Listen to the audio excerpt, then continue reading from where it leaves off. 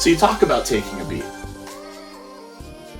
For a lot of our audience are people who are deep in tech. Now they might be deep in a startup building something, or they might be deep in a corporation thinking about how do I embrace and use technology for innovation and competitiveness purposes. Why is kind of taking that pause and thinking through the story so important for them to just get their job done? It's actually brain science. So Okay. I know enough subjects to be very dangerous in a lot of subjects. A mile wide and an inch deep. In fact, I always answer the question: are you a specialist or a generalist? With generalist, and I'm absolutely flabbergasted that here I am over a decade into focusing on one thing, storytelling. But my goodness, it's a topic that opens up all sorts of different technologies, conversations, stories. So luckily, there's enough diversity for me. But in terms of how the brain works, it's exactly the same reason that you need sleep. Okay. When we sleep, our bodies recuperate, right? They physically recuperate. There's actually some new brain science about what's really going on in the brain, and it's actually more active than we thought. But when you're taking in data, when you're working on data, and your brain is doing that processing, input processing, trying to do output, it doesn't have a chance to, and now this is where you can tell that I'm actually not a brain scientist because I'm using the word marinade. That's what happens, right? There's fluids, but yeah, it doesn't have a chance. And there's so much going on in the brain. There's not only do we have our consciousness, which contains things like our ego and our ideas, and we then have our subconsciousness. All of that is taking place in our cortex. But then we have inside, deeper into the brain, we have the mammalian brain.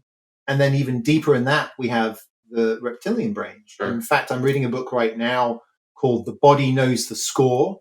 It's a book about trauma, which for me personally, my own personal journey is very important. I lost my parents in a car crash in 2015. And obviously huge amount of grief that went through, and it becomes a part of who you are. But it also became the tipping point for me to leave Microsoft and to do something with my life that I had more, I could sink my teeth into, right? Yeah. Real passion for it. And your brain is doing so much all of the time. Our limbic brain right now is doing things that we aren't even subconscious about, let alone conscious about. And so that pause, giving yourself that break, right, gives you, and it doesn't have to be taking a day off, right? It can be going for a walk. It can be watching your favorite TV show. It's okay to play Xbox for half an hour, to just switch off. Better right? believe it. Yeah, or you'll raise a laptop, right? And so in doing that, you give your brain a chance to find those connections that it can't find when you're looking at them. It's kind of like trying to look at your blind spot, right? You just can't see it, right? You keep looking for it, it's just not there. So taking that break, taking that beat, gives you that opportunity to process and to let some magic happen before we even start thinking about what kind of stories that may come out of that. Yeah. Well, I love that, right? Because when you're kind of flip around to innovation, right? When I think about what is innovation, ultimately it ends up being a behavioral change for someone. Like successful innovation means someone's going to make some different choices because something is better, right? That's kind of the outcome. To get there, you need to take action, right? So many great ideas stall like on the altar of like too much thinking and pontification, not actually taking action. But you also have to be deliberate about, I'd say stepping away from the busy, stepping away from the day to day and thinking through, it's not even just what am I trying to accomplish here? It's actually almost disconnecting from active thinking, giving your brain a rest, right? And then out of that comes, I think, a lot of possibility. comes the like it's called the art of the possible, but out of that comes what might be in the world, right? And I think that's the same underpinning of like that can drive action, it can drive narrative, which is a form of action, and I think there's something interesting here. There is, and you're a father of two young children. Oh yes, I am. That's why the shadow's under my eyes. How do they? And I'm a few years ahead of you, but have still they're 14 and 11. How's your 4-year-old daughter? Well, how does she spend her time? Playing, engaging, yeah, just imagining about imagining, yeah, yeah. Just like you said, it's this. There is such a close relationship between play and innovation. Like whether you're making a Yeah. a pillow fort, Yeah. or you're pretending to be a doctor or a vet or a pilot or an engineer or a fireman, whatever you're choosing, you're playing. And if we don't play, we're disenfranchising our ability to innovate. Okay. I love this. This rings so very true.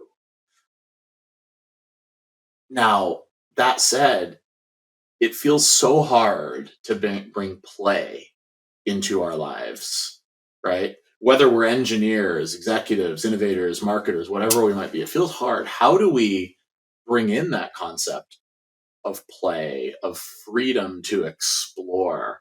Do you have any tips or tricks on kind of just how to bring that into our day-to-day lives as individuals or teams? Well, first of all, I'd like to just scare everybody who's listening. Do it. And that is to say, like you've heard this quote, and I forget who said it. It's we don't stop playing because we grow old. We grow old because we stop playing. So true. No. And you are literally killing yourself if you don't play. And play can be playing in your brain. It can be playing with your kids. It can be playing a sport, playing the Xbox, the PlayStation, whatever it happens to be. It's the free form imagination, just going out there and pressing some random buttons.